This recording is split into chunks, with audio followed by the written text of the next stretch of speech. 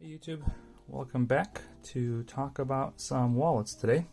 And today I want to talk about the Dutchman Cash Fin wallet.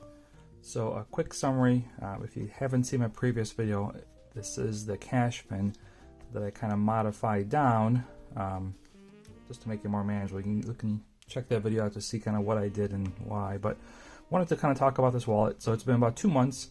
And I've used this wallet exclusively for the last 2 months, so I kind of wanted to kind of give some, user feedback, not just a kind of an unboxing. So first is first, you notice that it's kind of darkened up a lot.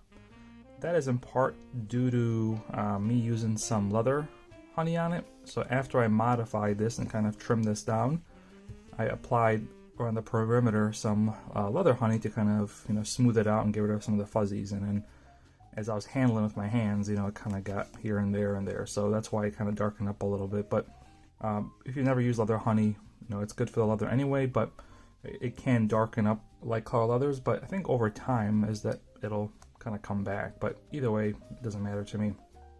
But 2 months in, what do I think? So from a pro perspective, it's definitely nice to have more storage. So as you know, I'm a big fan of the Finnegan, which is a much more compact version, and this one, the big difference obviously is you have more storage. So it kind of lets you organize your cards into compartments. You can kind of give a little room to squeeze and kind of peek in there, see what you have. And obviously you have a dedicated cash slot. So storage wise, it's kind of nice to kind of keep everything organized and know where it is. Also, for me, this is a good winter time or kind of a fall type of wallet. Basically, when I'm wearing a coat, so anytime I got extra pockets and room to spare, this one is nice to have because it is a little bigger than kind of the Finnegan, and of course quality. I mean, this wallet I think is all of Lost Dutchman's products. I think are really high quality items. It's a really nice heavy duty leather that's going to last. Stitching is great. I mean, I've had their wallets now for over a year, and I mean, this is probably like one of my oldest ones, and it's still, no signs of breaking down at all. So that's the pros. Okay, let's talk about some of the cons here. So I think the biggest con, and if you know me, I'm kind of a size, whatever you want to call it. I'm kind of picky about wallet sizes.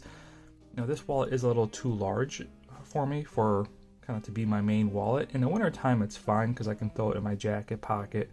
Not an issue, but for like everyday carry, I think it's a little too large for me. I prefer something about this form factor for me. This one's kind of pushing the limits of being a side, like a front pocket carry. It doesn't fit as comfortably into my door side pocket like the Finnegan does. Granted, I have a smaller car. I have a G70, so the door cup and pocket isn't as large as maybe like if you drive like a F-150, you probably don't have to worry about that. But the size is probably the one thing for me that, for me, it's just a little on the big side. And obviously this wallet is a little unique, right? Because I'm reviewing it in my modified way.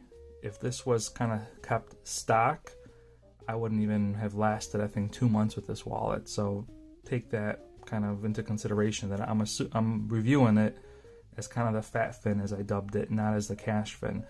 The cash fin, if you haven't seen, has that long, it kind of wraps over and over and just makes the wallet very big and, for my use, kind of obnoxious to use. I mean, I'm sure there's a reason for it. Someone probably benefits from it. It's just not me.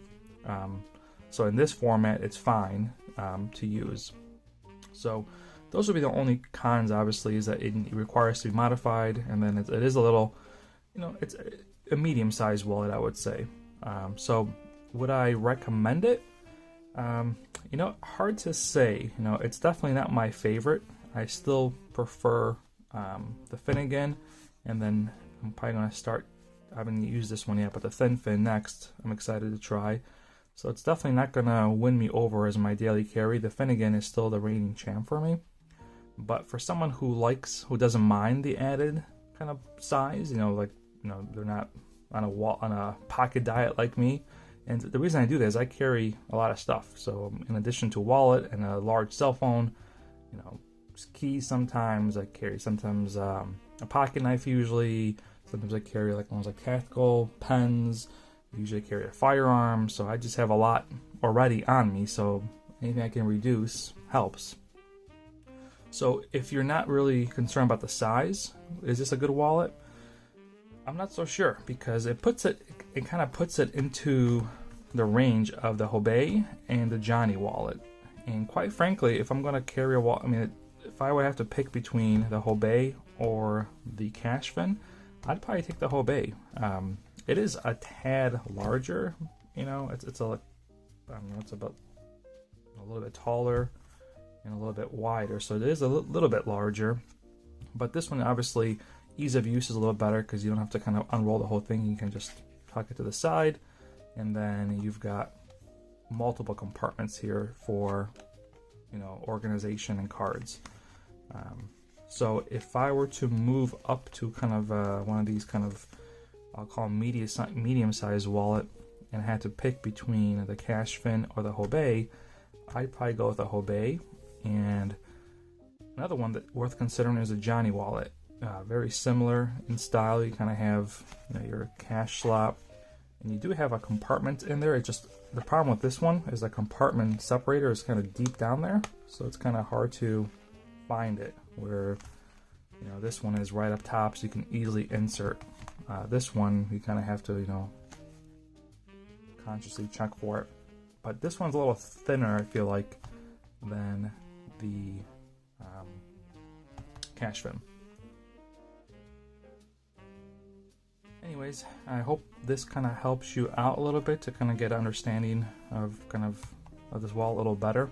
But in the end, as I always like to say, the reigning champ for me is still the Finnegan. So these are still my favorite wallets. They surprisingly, this can hold basically everything this has in it.